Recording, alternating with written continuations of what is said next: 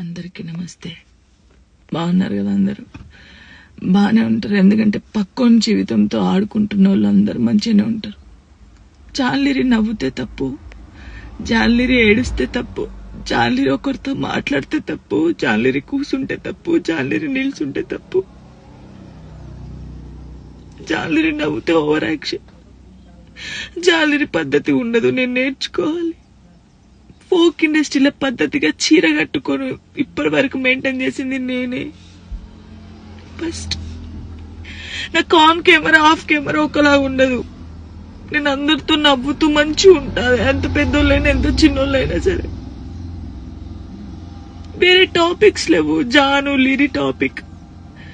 ఎందుకు నా personal life ని తీసుకొచ్చి మీరెందుకు ఇంత హైలైట్? అంటే మీ వ్యూస్ కోసమా? దేనికోసం?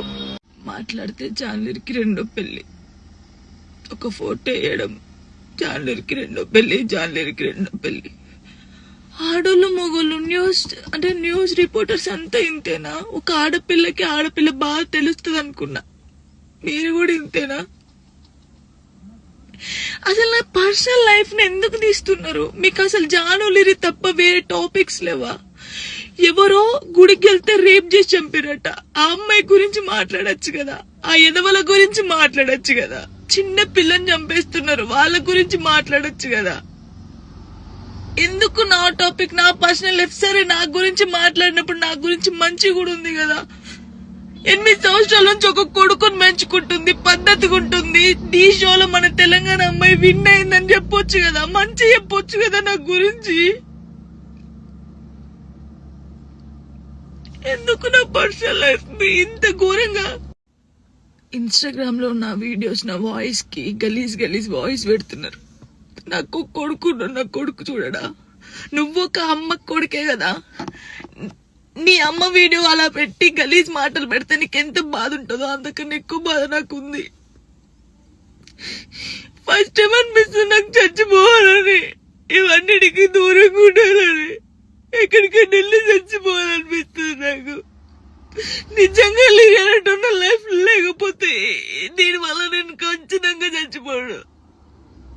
ఒకవేళ నేను నిజంగా చచ్చిపోతే కారణం మీరే అవుతారు, గుర్తుపెట్టుకునేది. ఇంత నరకమా? మస్తు టాపిక్స్ ఉన్నాయి. నా మీద పడేందుకు మీకేం వస్తుంది? నేను చచ్చిపోయినా కూడా నా శవం దగ్గరకు వచ్చి మైకులు పెట్టి ఎందుకు చచ్చిపోయింది తెలుసా, ఎందుకు చచ్చిపోయిందని చెప్తారు మీరు. మీ వ్యూస్ కోసం ఒక అమ్మాయి జీవితాన్ని రోడ్డు మీద వేయాలి. అది మంచిగా చెడ్డ ఆలోచించరు, ఇష్టం ఉన్నట్టు కామెంట్స్ పెడతారు. మా అమ్మ నాన్న నన్ను చిన్నప్పటి నుంచి ఒక్క మాట కూడా అనకుండా పెంచారు, కానీ ఈ రోజు అడ్డమైన వాళ్ళతో నేను మాటలు పడుతున్నాను.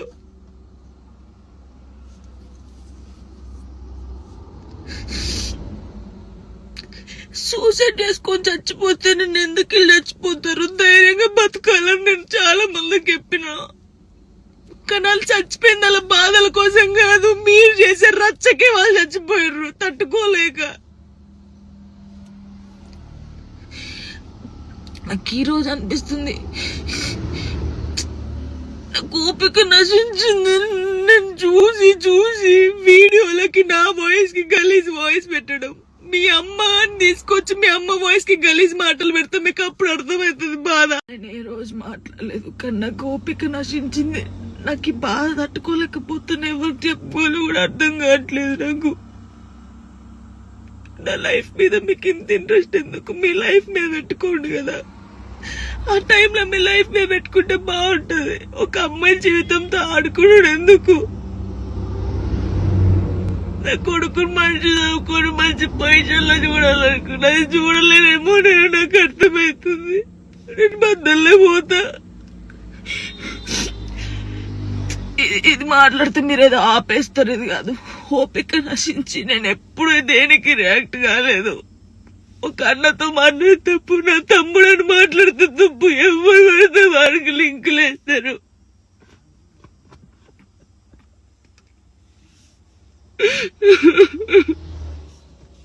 నాతో అయితే నేను చాలా మంది జానక్క చూసి నేర్చుకున్నాం, జానక్కల ధైర్యంగా ఉండాలని చాలా మంది అన్నారు నాతోని. నా కోపిక నశించిందిరా, మీ అందరూ చెప్తున్నా నా కోపిక నశించింది. నాకు ఫుల్ బాధ అవుతుంది.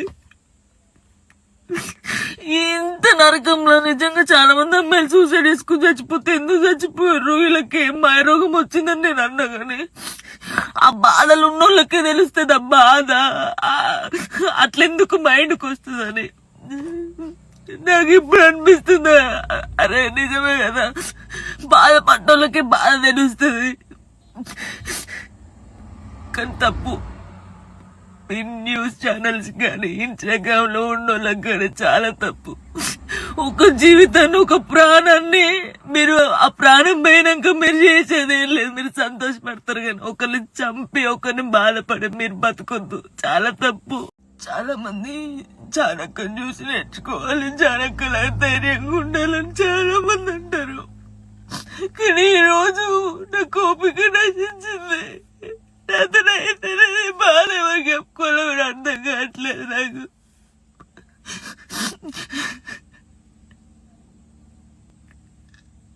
అసలు నా వల్ల మీకు ఏమైనా హాని జరిగిందా, ఏమైనా నష్టం వచ్చిందా? జానులేరి నాకు కొంచెం మంచి కూడా ఉంది కదా, మంచి పెట్టచ్చు కదా. అన్నయ్యతో మాట్లాడినా, అక్కతో మాట్లాడినా, చెల్లెతో మాట్లాడినా, ఎందుకు నాకు ఇద్దరు నవ్వినా నేను కూర్చున్నా అసలు. అయ్యో నరకం అనిపిస్తుంది నాకు.